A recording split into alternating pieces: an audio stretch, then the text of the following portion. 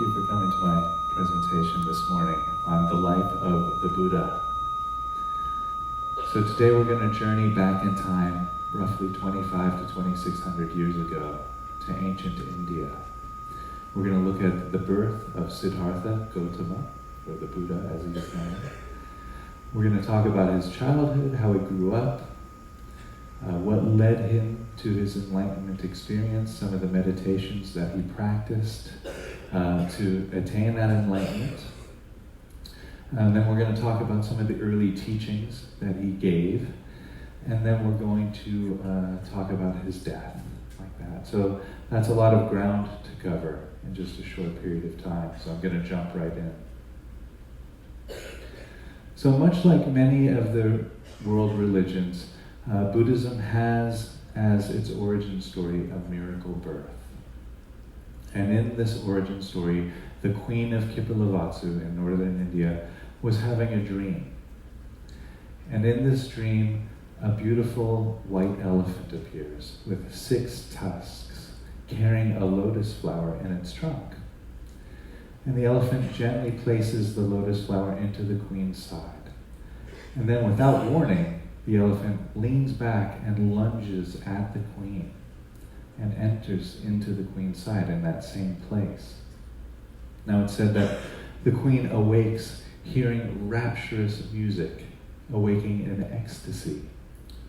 And she tells her husband, the king, King Sudananda, about the dream, and he's quite alarmed.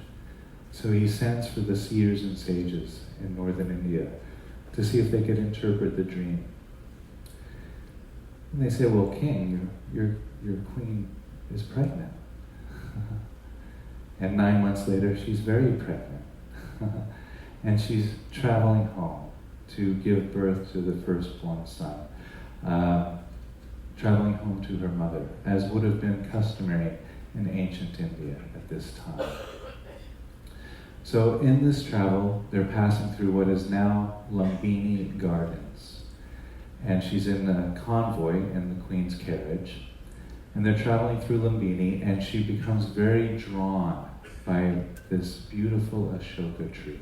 So drawn that she stops the whole convoy.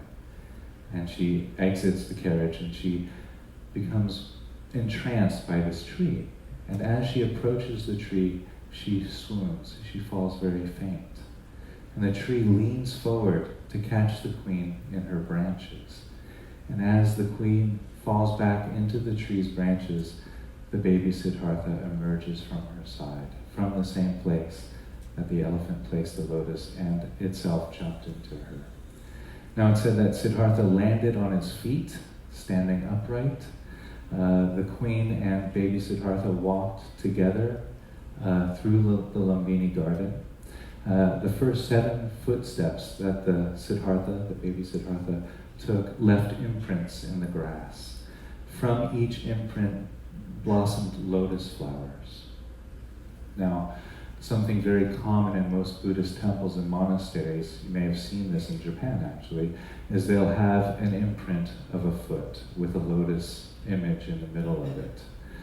Or they'll have large sandals hanging from the monastery walls.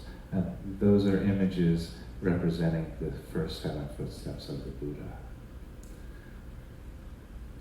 There's an image there of the baby Buddha taking his first 7 steps. So, Siddhartha Gotama, born of the Shakya clan, prince of northern India. Now, he was born in Lumbini, Nepal, or what was then northern India, Kipalavatsu, about 25 or 2600 years ago. King Sudananda is very, very excited, naturally, right? Firstborn son. So again, he calls all the seers and sages to see if they could tell him anything about this birth, what the baby might bring to the kingdom. They spend some time alone with the baby Siddhartha, studying him, meditating around him. They emerge from the room bright and smiling, and the king knows, well, this must be good news. So they exchange a few words, and then they say, well, king, your baby is going to be a great and powerful emperor when he grows up. So powerful and well-liked by his subjects that he will unite all of the 18 kingdoms of India. At that time, India was divided into 18 kingdoms.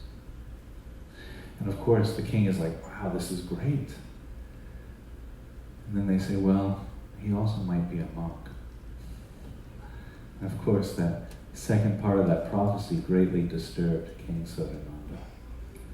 So he brought his advisors together and he asked them, how can I encourage my son to follow in my footsteps and to become this powerful emperor rather than to be a monastic? And they said, King, you must coddle your son and groom him for the throne. Make sure Siddhartha never experiences any type of suffering. And so the king did just that. And by the time Siddhartha became 3 or 4, it said that he had rooms in the palace filled with playthings.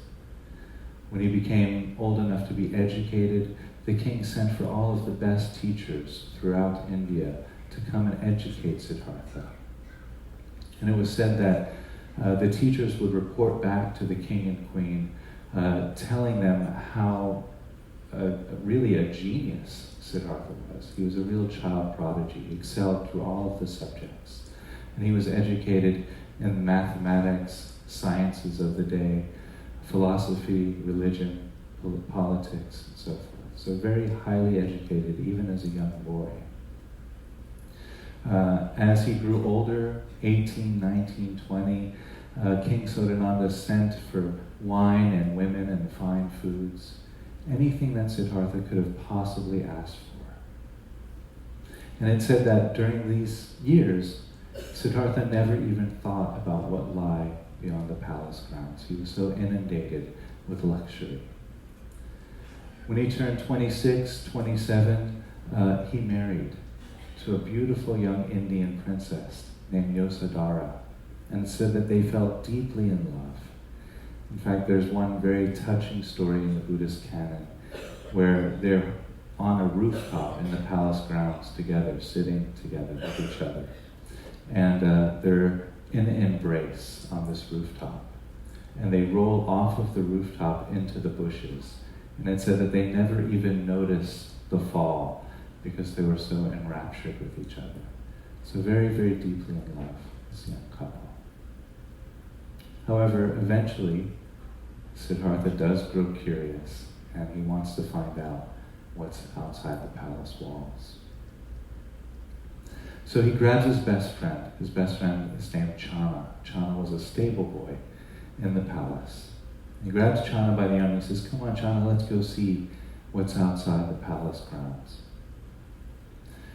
And they're walking through Kipalavatsu in northern India. Now, keep in mind that Kipalavatsu at this time was an economic hub of northern India. There would have been a lot of merchant tradings, a lot of activity and energy. It was a real city of the time. And Siddhartha would have never experienced anything like this kind of energy before. So they're, really taking it all in. And they're walking to the marketplace. And Siddhartha spots from across the street a man hobbling over a cane, struggling to take every step, clearly suffering. And Siddhartha grabs Chana by the arm and he says, Chana, what's that? And Chana says, well, that's a man suffering from decrepitude. And Siddhartha says, well, does that happen to everyone? And Chana says, well, yeah, if you live long enough. And Siddhartha says, well, that could happen to me? And Chana says, sure, yeah, that could happen to you if you live long enough, yeah. That kind of disturbs Siddhartha a little. Nevertheless, they continued their joy ride through Kipalavatsu. They're on their way to the market to take their evening meal.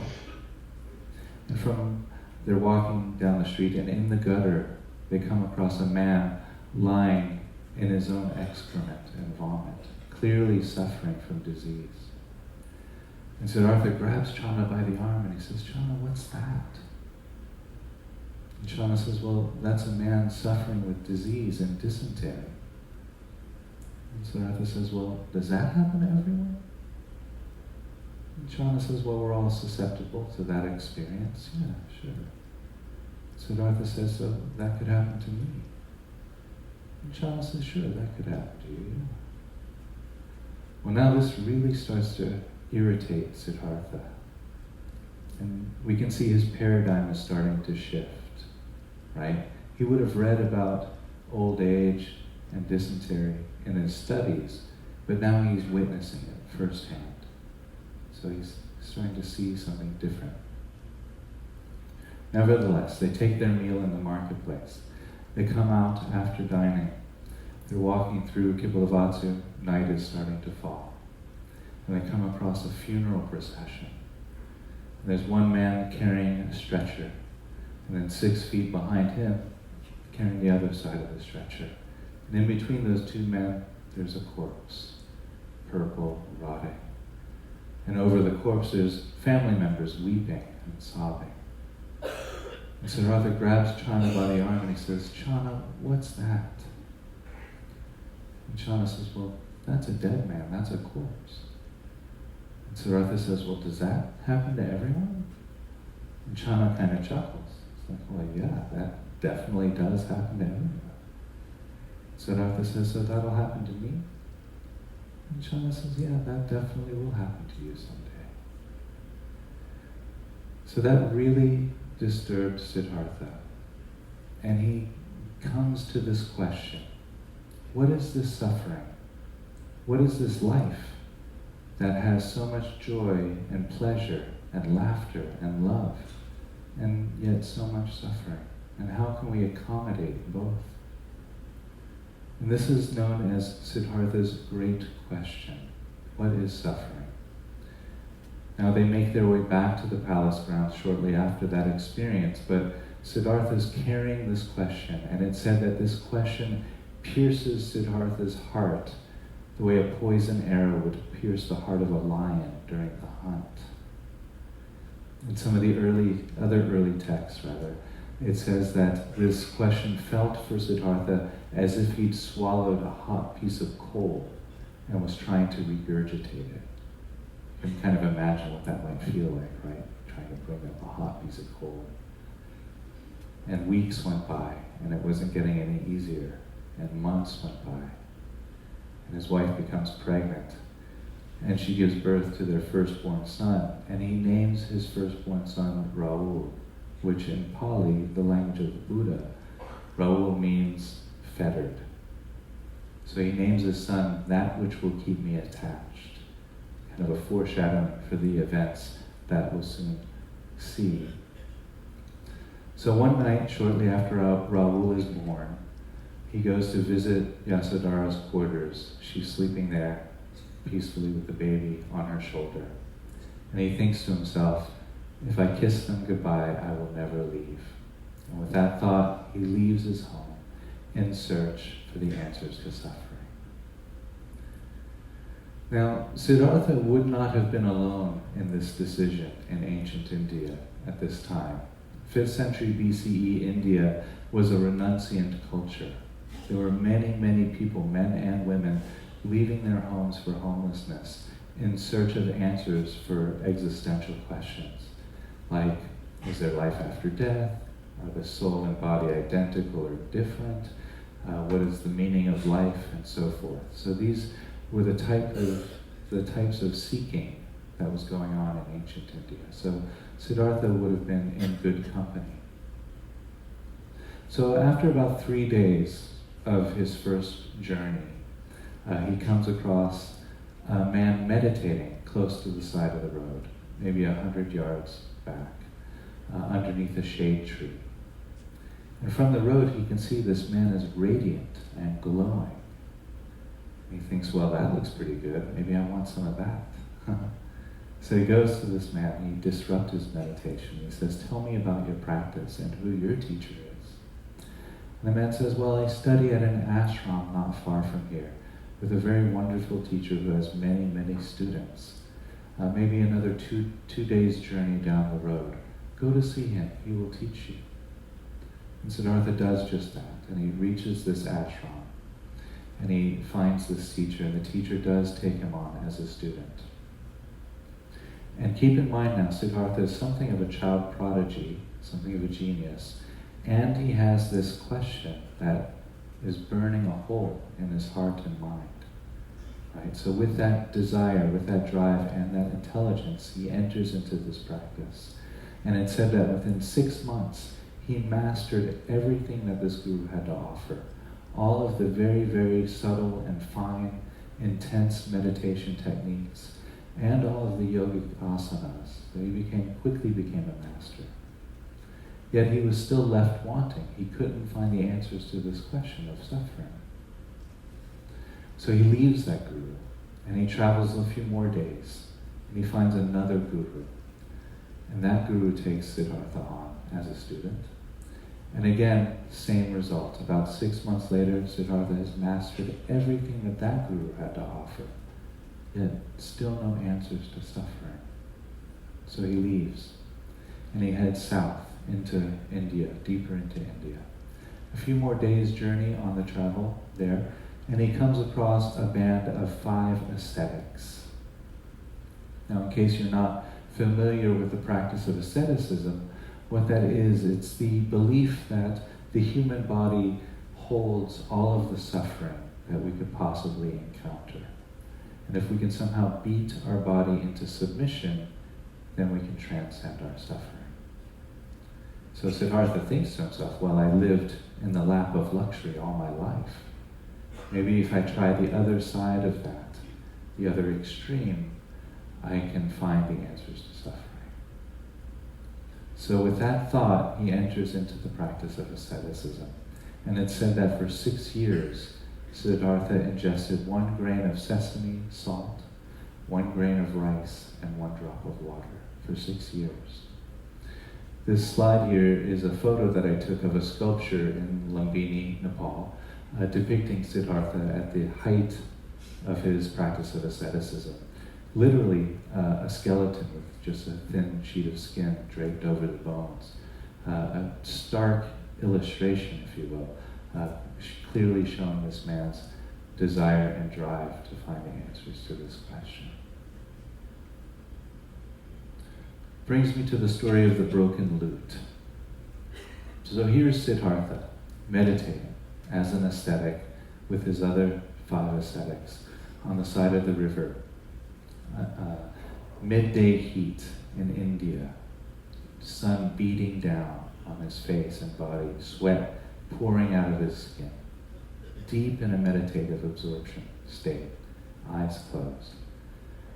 And he hears, in this meditation, he hears dum dum dum dum dum dum dum dum dum dum twang. And when he hears that twang, his eyes open, and he sees in front of him on the river a man rowing a boat, and a woman sitting at the bow of the boat tuning the lute. And that twang was the lute string breaking. And Siddhartha has an insight. He realizes that he too is like the strings of the lute. If he's tuned too loose, he can't function. He thinks, well, I was tuned that loose in the palace. I couldn't function properly. But if I'm tuned too tight, I'll break. And he looks down at his own body. He recognizes that he's tuned too tight. He's starved himself to death. He thinks, I have to nourish myself back to health so I can continue this quest. So with that thought, he stands up, dizzy from the heat and the starvation. And he stumbles maybe 100, 200 yards, and he passes out underneath a big papaya tree. And when he opens his eyes, standing in front of him is a young farm girl named Sujata. And Sujata's carrying a bowl of rice pudding. And when she sees Siddhartha's eyes open, she says, here, eat. She recognizes that he needs to eat. And he remembers his insight. Right, I need to eat. So he takes gladly the rice pudding from Sujata.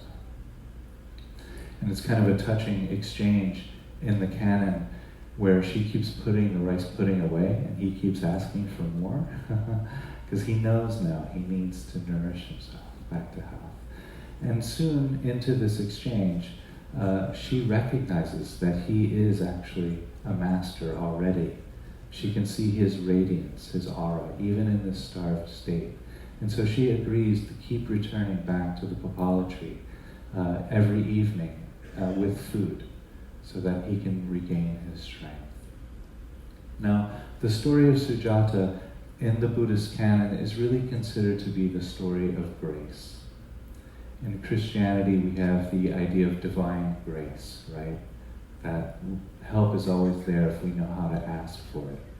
In Buddhism, the grace comes, in, at least in this story, in the form of a young farm girl.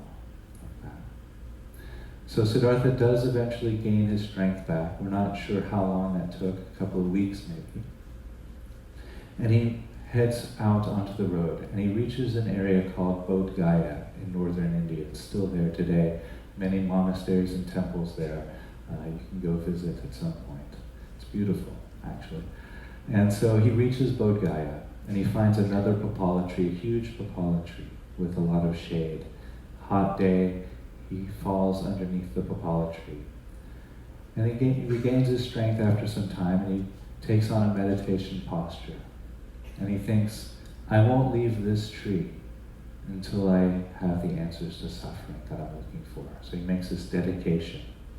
And after that dedication, he enters into a meditative state.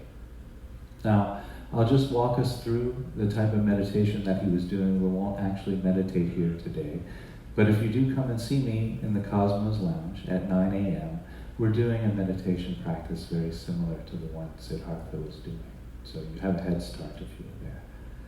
So, he was feeling his breath. Siddhartha feeling the breath, really experiencing the breathing process. And then allowing his whole body and heart and mind to rest very deeply. Now keep in mind that Siddhartha, at this point in his career, has been meditating, it said, between 6 and 10 hours every day for about 10 years. He has a really heightened sense of attention and awareness. It said that his attention and awareness was as sharp as a diamond's edge when he entered this meditation practice. And with that heightened sense of attention and awareness, he began to look at his own body and experience his own body. And what he realized that with each exhalation, parts of his body were being breathed out. And with each in-breath, he was breathing in new body parts, new DNA, new raw material. And he saw that his body was constantly arising and passing. It was in this constant cycle of arising and passing. I thought, oh, that's pretty interesting. Then he starts to bring that awareness and attention to his own thought pattern. And he saw that his thoughts also come from nowhere. They hang out for a while, and then they return back to nowhere. That's also very interesting. Same cycle. Then he began looking at the sensations in his body, an itch, an ache, an irritation. And those also seem to arise from nowhere. They come for a while, and then they return back to nowhere. Then he began looking at his feelings, his emotions. Maybe a little sadness from missing home, or a little bit of anger from failing as a yogi. And he also noticed that those emotions arise from nowhere, they stay for a while, and then they return back to nowhere. And this insight gave Siddhartha his next teaching, his next great insight, as it's known, because he recognized that the whole universe is going into the same pattern, that everything that arises passes. And he formulates this later as the teaching that if it's of the nature of birth, it's of the nature of death. That everything that arises passes in the whole universe. Like that. We're going to see that teaching come up again and again. So around day 4, day 5 of this 7-day experience underneath the papala tree, Mara appears. Now, Mara in Buddhist mythology is the Buddha's shadow material. It's his unconscious pain like that. And we all have shadow material. Now, if you've done any reading about Carl Jung or psychoanalysis or psychology studies, you know a little bit about shadow material, right? It's our unconscious, rather unprocessed emotional states, like that. And so this manifests for Siddhartha as Mara, a huge purple demon. There he is, in all his glory. So, Mara and the three temptations of Mara. Now, for Siddhartha, the three temptations of Mara were his repressed need for sensual desires, his repressed anger and conflict, and his repressed need for approval. Now, if you do take up meditation as a practice, it's not uncommon to encounter shadow material. Any long-term meditator has this experience.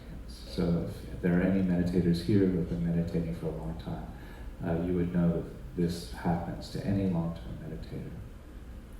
So day 4, day 5, Siddhartha encounters Mara. The first temptation is the temptation of desire. And so Mara is dancing around in front of Siddhartha, 30 stories tall, purple, 3 eyes. And he thinks to himself, well, I can't let Siddhartha have this enlightenment experience because he will go teaching the rest of humankind, and I won't be able to have as much fun causing confusion the way I have been. So with that thought, Mara reaches his own arm into his mouth and unfurls his tongue. And off of his tongue jump 3 scantily clad young women. These are said to be Mara's daughters. And they begin dancing seductively for Siddhartha, caressing his face, massaging his shoulders, tempting him with all kinds of physical pleasures. But keep in mind that at this point, Siddhartha has just had that insight that whatever arises passes, right? And he recognizes that this is all movement in his own mind. And so he doesn't push the dancing girls away. He doesn't say, get out of here, I don't need you. But he doesn't indulge them either. He doesn't entertain them in any way. And he knows that they will arise and pass, and eventually they do. He maintains his attention on his breath, feeling the body, and they arise and pass like that. It's really a great lesson in working with shadow material.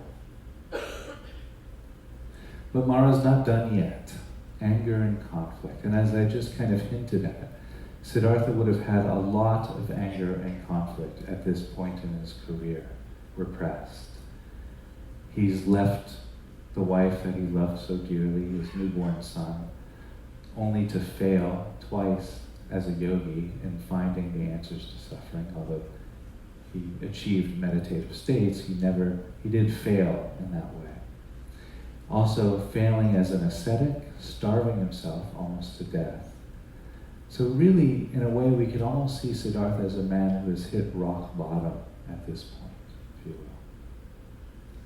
So a lot of repressed anger and conflict there.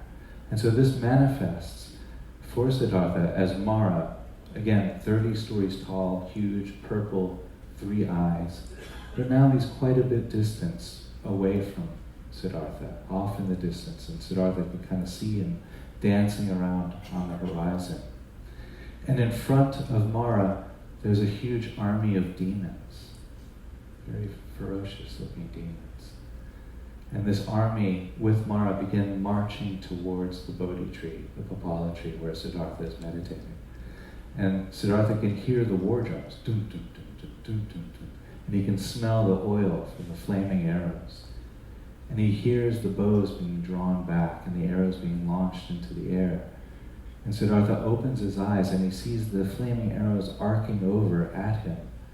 And he opens his chest and he says, come, let me learn from you. And when he makes that statement, let me learn from you, the flaming arrows turn into roses and they fall at his knees, creating a throne image for him to meditate on, like that. Another beautiful lesson in working with shadow material.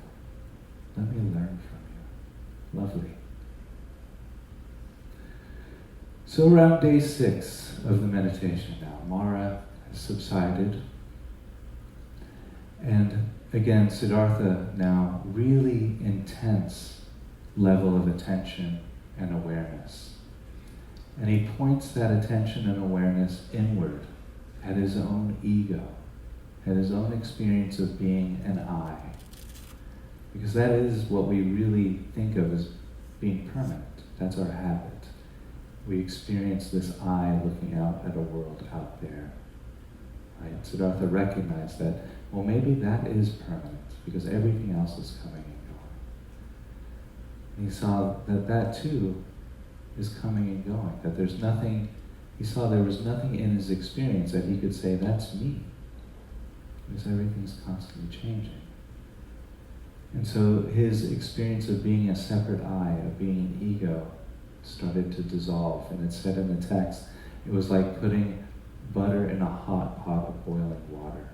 That's how his ego started to dissolve, creating this experience of just a we rather than a self and other, like that. So then Mara appears again, dressed all in white as an elderly man. And he approaches Siddhartha, kind of menacingly. And he says, "Oh, Siddhartha, what gives you the right to be here? There are other things you need to be doing, taking care of your family and taking care of the kingdom. Why are you here?" And now keep in mind that this question doesn't even make sense to Siddhartha because there's no I. He realizes that there is no I. And so he says to Mara, he says, "I don't need your approval." And he touches the earth. He says, "The earth is my witness. I need no approval." And as he reaches down and touches the earth, the tree behind him starts to quake. And the leaves fall on the roses that are already around his knees, creating a higher throne, like that. And he looks up at the North Star in the sky, and he says, "I and all beings at once awaken in this moment." Now I'll just unpack that for a few minutes here. I and all beings awaken in this moment. What that means, it doesn't mean that, okay, great, now we're all enlightened and we can go to the Riviera and hang out. Although that would have been nice. But what he meant was that because I have seen this suffering and the release of suffering, other people can see that too. That he's not special. That we all have the potential to realize that and unhook our suffering. Like that. Also, this icon here is really common. If you go to any Buddhist temple around the world, you'll most likely see a statue of the Buddha touching the earth like that. That's a symbol of his awakening moment when Siddhartha becomes the Buddha. And also the hand underneath the navel there, which is supposed to be the hand to catch the breath of wisdom. So when he breathes in, the breath touches the palm of the hand and then comes back out. Very common to see that icon in most Buddhist temples and monasteries. So I just want to read something from the early text, and you'll have to forgive me because I left it in my bag, but it's here. I have it, and it's worth digging for because it's beautiful poetry. Okay, that was quick. So these are the Buddha's own words, his account of his awakening process. The Buddha says, "This truth that I have reached is deep, hard to see, difficult to awaken to, quiet and excellent, not confined by thought, subtle and sensed by the wise. But people love their place. They delight and revel in their place.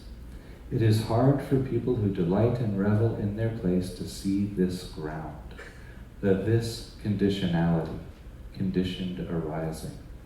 And also hard to see this ground, the stilling of inclinations, the relinquishing of bias, the fading away of craving, desirelessness, ceasing. Were I to teach this truth, others would not understand me, and that would be both tiring and vexing for me. People who are colored with attachment, covered by darkness, will not see what goes against the stream. Subtle, deep, hard to see and fine. Upon thinking this over, I am inclined to inaction." So I just want to unpack that because he says a lot there in 2 pages. So the first thing he recognizes in that statement is that his insight is twofold, or 2 parts to it. Whatever arises ceases, and that we need to relinquish our bias. And they're connected, that insight is connected. So the reason why we suffer is because he says we delight and revel in our place, in our bias. And so for me, my place is, well, I'm Chris, I'm a teacher, I'm a traveler, I love cats, I'm half British, I'm half Italian, and maybe for other examples, I'm a lawyer, a painter, a poet, an artist, a mother, a sister, a brother, a father. These are all the places that human beings commonly delight and revel in. But these places are all arising and ceasing. And that's what causes our suffering, is because we don't recognize the nature that everything arises and passes. And so we attach to those places. We delight and revel in those places, he says. And he says it will be hard for people who delight and revel in these attachments to see this insight like that. And he recognizes that that's what brings human suffering. So he says this will go against the stream of our own conditioning, because we're so conditioned to attach to these places. And he says, I love this part, he says, if I teach this and others won't understand me, that will be both tiring and vexing.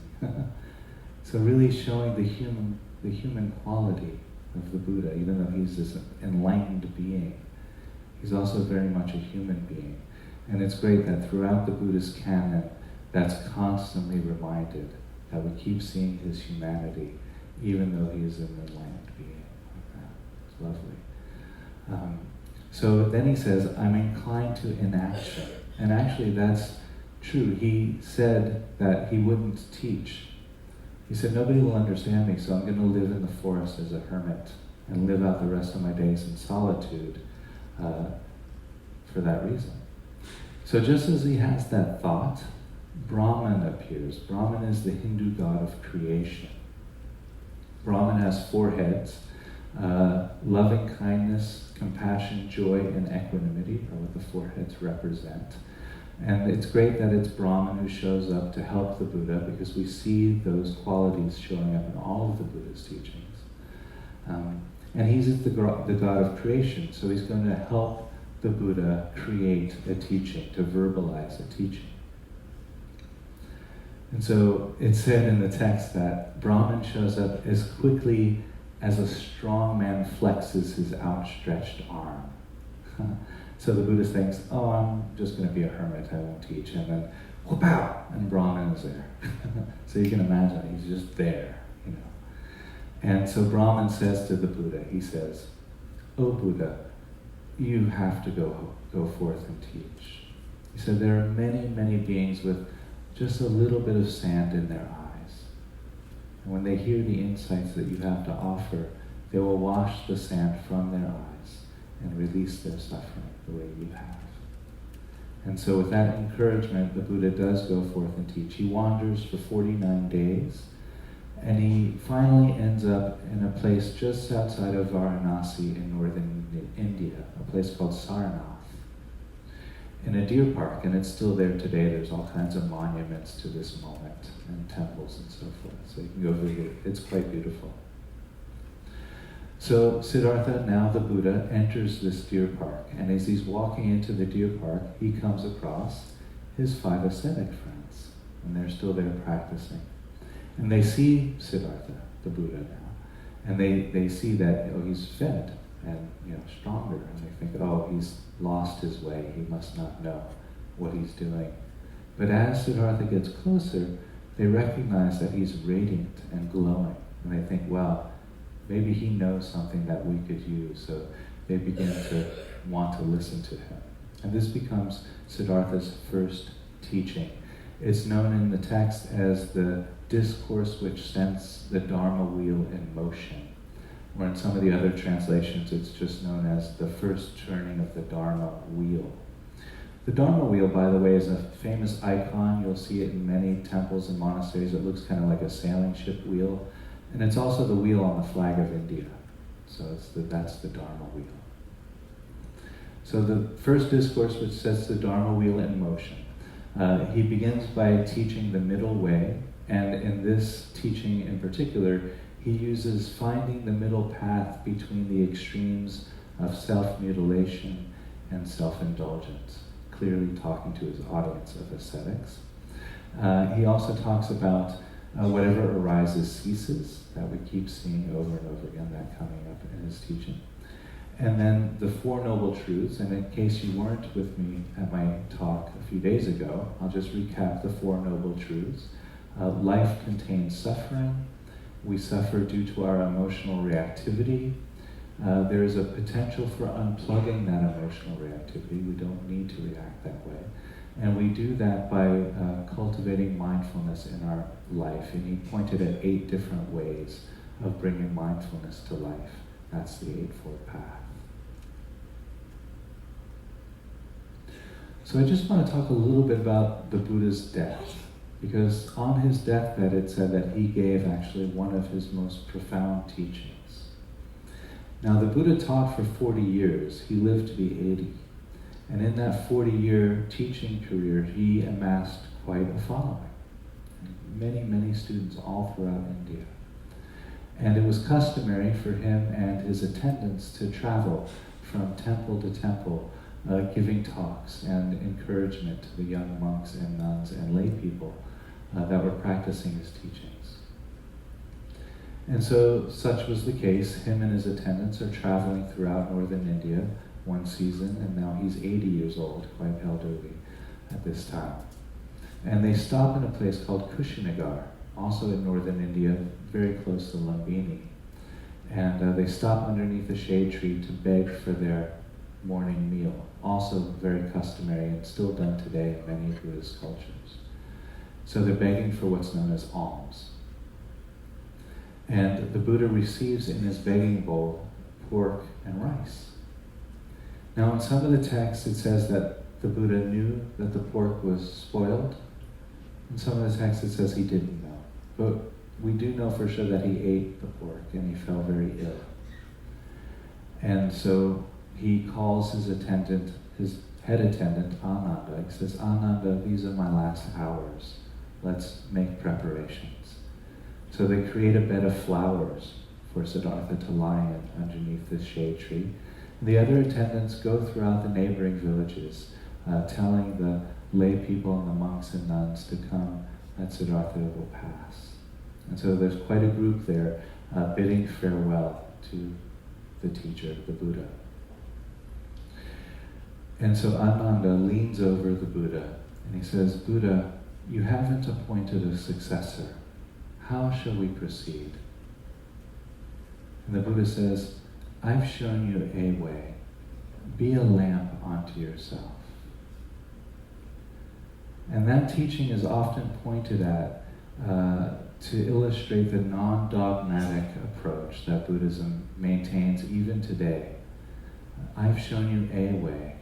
It's really the teaching that's pointed at when we can look at Buddhism taking on so many different forms from culture to culture, Tibetan Buddhism, Chinese Buddhism, Japanese Buddhism, Thai Buddhism, Vietnamese Buddhism. They all look very different because they adapt to the culture they're being brought into. Be a lamp unto yourself. Make the practices your own. Make them fit and work into your life. Don't adjust your life to the practices like that. And so we see that happening en masse through the cultures as Buddhism gets welcomed into the different cultures, how it changes and morphs and grows around the culture that it's being welcomed into. It's because of this phrase right here that he left us with. Beautiful teaching. That brings me to the end of my presentation. I do have a commercial break. This is the book that I've written. It's entitled Such Sweet Thunder. It is a meditation guide. So if you're interested in meditation, this would probably be a good resource for you. It is available on my website, suchsweetthunder.org. SuchSweetThunder.com takes you to a great Duke Ellington record, very swinging, but it's hopefully not quite as enlightening as my book. And so my email address is up there as well if you have any questions and so forth. And thank you for coming to my presentation on the life of the Buddha. And I'll be upstairs tomorrow morning at 9 a.m. offering meditation sessions there if anybody's interested. So enjoy the day. Thank you. Also, if there are any questions, I'll be up here tearing down. If you want to come and see me, that's fine as